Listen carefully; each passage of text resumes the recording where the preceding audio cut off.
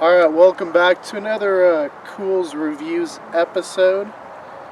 Today it is me and Sam. Alright, so this week we checked out the American Experience episode Billy the Kid. And it's actually not our first time watching it. The whole group watched it while we were down in Fort Sumner, New Mexico at the Billy the Kid Museum. Because they actually have a little theater room. They play different documentaries, I guess, and different movies, and when we were there, they were playing this one for us, so we just wanted to check it out. There's a lot of Billy the Kid stuff, and we want to leave no stone unturned. Alright, so like I said, we don't want to leave any stone unturned. We have gone into a lot of research for this documentary, and that's not to say we don't get a lot of research for the other documentaries. It's just there's a lot of stuff to go over, be it books, movies, documentaries, so we want to make sure we really cover everything, so we're not going to mislead you guys. So far this is definitely the most documentary-like episode we've watched on Billy, because there's really no acting in it. There is a little bit of recreation, and I mean a little bit. But it definitely covers, I would say, the majority of the story that people want to know about. There's a lot open as far as the New York stuff, or where he might have traveled, be it Indiana. His brother did say they stayed in Denver for a while and then lived in Santa Fe and then finally made it to Silver City. But once they get to the part where Catherine dies and he's really left as an orphan, it really, I think it picks up there. And I didn't see any faults in it. Obviously it was really factual, and I didn't see anything wrong with it personally. But yeah, it just covers the basic stories that you guys definitely probably should have heard by now if you're watching our channel. So it does pick up where Sombrero Jack steals the stuff, and then Billy ends up getting, I guess, the majority of the blame for it. And he escapes through the chimney, and then, you know, he gets involved with the Lincoln Cattle War because he worked for Tunstall, who gets murdered by the house. The regulators are formed. He's not the leader. But then because he outlasts like Brewer and stuff, he becomes the leader. They escape the McSween little situation that they had, barely. They end up getting captured by Pat Garrett in Stinking Springs, New Mexico, after Tom O'Folliard and Charlie Beaudry are murdered. So he escapes from Lincoln after killing J.W. Bell and Bob Ollinger.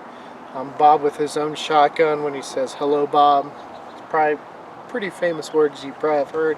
Especially if you watch any documentary, they at least have like 4 or 5 people saying it at once. And then Garrett kills him in Fort Sumner at the Maxwell house.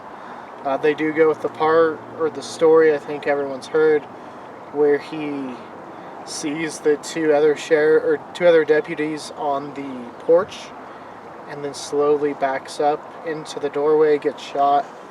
If you watched our review on the newspaper book, how it was reported in the 1870s and 1880s, there's that story that maybe he was sneaking into Paulita's room, and the sheriffs had, bound and kept her kind of quiet, so when he would go in to see her, bam, they got him. And changed the story to kind of cover the reputations of the Maxwells. But who really knows at this point? It's been so long. I guess we could try to ghost hunt or something, maybe find some of that out. But yeah, that's the basic information that I think a lot of people know, at least if you watch this at this point. We'll hand it over to Sam. He'll tell you what he learned from this episode.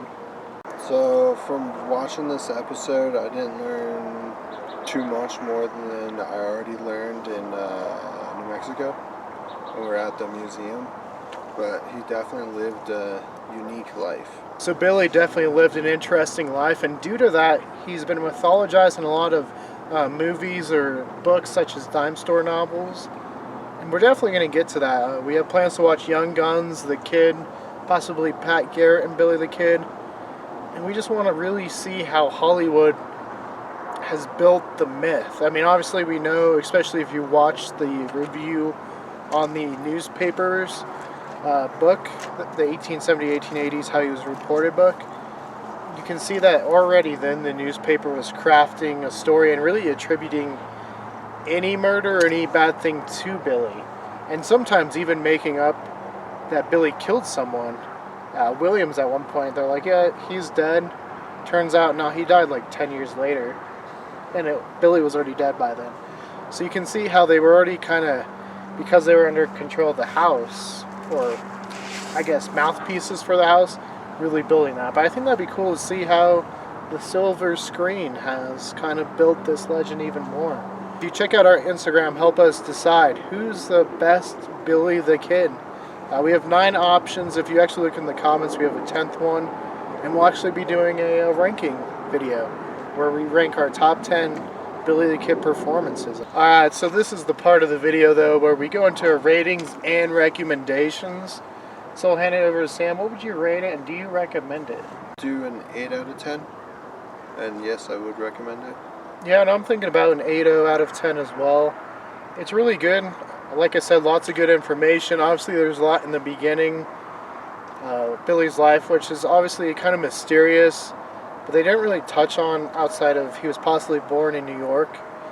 But we will be getting to a book that goes a little bit more in depth in that part of his history, so stay tuned. We'll give you that book recommendation.